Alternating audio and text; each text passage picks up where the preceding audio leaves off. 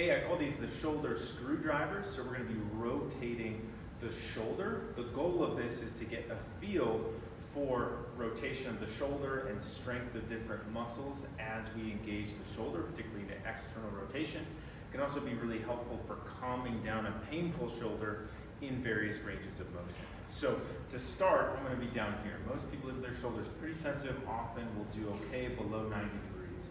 I'm going to get a mini band on either a rack or a door anchor or something. I want to get some pretty good tension on it. So I'm going to double it up, hold this like a handle with my thumb up. And so I'm going to allow this to draw my shoulder forward. This can also provide a little traction effect on the shoulder, which can feel nice if it's irritated, but not a ton of tension. And then from there, I'm going to rotate to palm up and then to palm down. Palm up, palm down. When I say palm up, that's the easiest thing to see, but really I want shoulder rotation.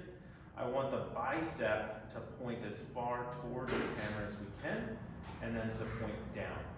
What I'm hoping you'll notice is that as I rotate to this palm up or bicep up position, my shoulder drops down away from my ear and I can feel a little engagement back here. Those are the rotator cuff muscles. So there's not a lot of resistance in this position, but we can get a sense that the shoulder often has more stability in external rotation. So I'm going to just start with this and get a sense. I'm also looking for you to gain a little bit of awareness of the shoulder in different positions. From there, I can start to move this band up higher. So I'm there, and I can even sit down or kneel down. So now it's pulling me more of an angle that can be symptomatic, and I'm starting to rotate again in this position.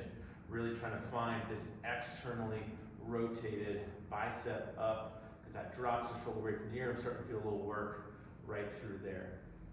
Once you get a handle on that, then we want to start to do what's called disassociating the hand from the shoulder, because there's positions in life where my hand has to be down, but I want to get stability from the shoulder, and that's often going to happen with external rotation.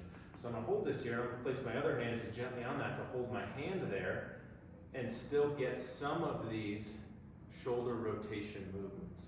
So my hand moves maybe a little bit, but I'm really going for this, trying to rotate bicep to the ceiling and then relax.